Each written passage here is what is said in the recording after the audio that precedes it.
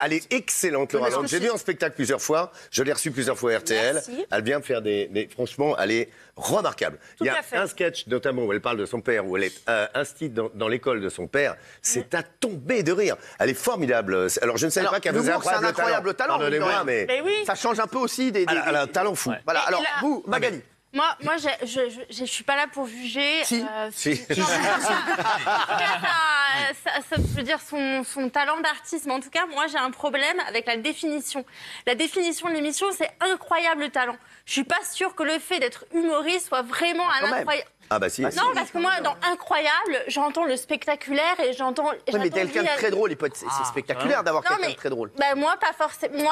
Pas forcément. Non, le rire est subjectif, c'est compliqué, c'est vrai. Mais... du spectaculaire et l'inattendu. Plus des choses vraiment, voilà, c'est-à-dire des magiciens qui font des trucs incroyable talent, incroyable. J'attends qu'on me surprenne. Je préférerais super talent, en fait. Voilà, ouais. Alors, qui trouve que c'est mérité? Alors, oui, c'est mérité. Franchement, elle leur sauve la saison parce qu'elle a de l'humour, elle a quelque chose. Le reste était nul, c'était n'importe quoi. Déséquilibriste, la mort moelle-nœud, c'était nul. Mais là où s'impose un problème, c'est que c'est déjà une professionnelle. Oui, c'est pas un incroyable talent, c'est pas une révélation. On prend quelqu'un qui fait déjà de la scène, déjà de la télé. Je suis un peu d'accord avec vous. Normalement, alors, voilà, moi je me rappelle, il y avait une émission qui s'appelait Graines de Star, là c'était vraiment des gens qui ont débloqué. J'adorais cette émission d'ailleurs. Exactement. Je suis désolée, incroyable talent, s'il vous plaît, avec à côté que des anonymes, que des personnes inconnues. La meuf, elle remplit le Palais des Glaces jusqu'en mars 2018. Donc elle a son public, elle a tous ses fanatiques qui ont voté. Elle est très drôle, elle est grinçante, elle est assise.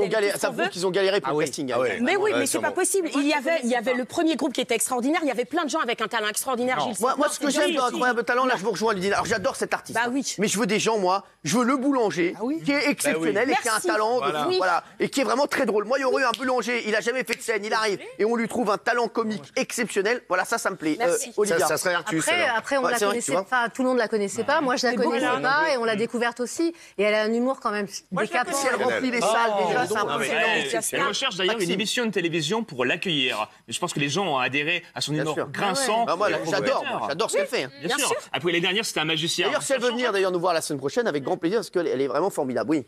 Alors, déjà, sketch formidable. Si Twitter avait du second degré, ça se serait depuis un petit moment. Twitter a du second degré, arrêtez. Twitter, c'est très intéressant pour voir ce qu'il pense aussi des émissions. En revanche, effectivement, cette émission terminée. Elle a perdu 1 million de téléspectateurs. Mais t'es fou. Oh, tais-toi. Il a un peu... La suite est signée. Dis pas que c'est fini, la suite est signée. Mais ils font ce qu'ils veulent, ils peuvent faire des erreurs. Ils ont signé une nouvelle star, ça a fait 500 000. Non, mais ce que je veux dire par là. Non, là, je l'aime pas, mais là, il a raison, Isabelle. J'adore les deux. Je l'aime pas, mais là, il a raison, Isabelle, c'est magique. C'est une année à part. Mais ma chérie. C'est une année à part. M6, t'es pas viré, reste, t'inquiète pas, tu risques rien. Je m'en fous. Ma chérie, vous avez 22 ans de CDI, vous viront jamais. Mais non. Mais c'est une année à part. Ça fait Rosan, c'est un séisme. Vous viront jamais. Vous viront jamais. 22 ans de CDI, ça va leur faire des millions, là. Je finis en une phrase. Qu'est-ce qu'on a découvert finalement? Que la seule chose qui intéressait les gens, c'était de voir un méchant qui se foutait de la gueule des autres et qui les taclait. Vous enlevez Rosan, on perd mieux tes spectateurs. D'ailleurs, il cherche un méchant pour l'an prochain. Oui, c'est vrai. C'est ce qu'on a dit. Il cherche un méchant. Théo. Moi, si je peux donner mon opinion, j'ai adoré. Franchement, c'est mon coup de cœur de cette saison.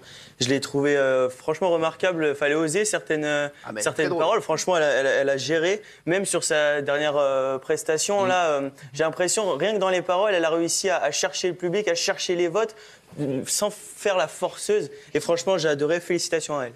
D'accord.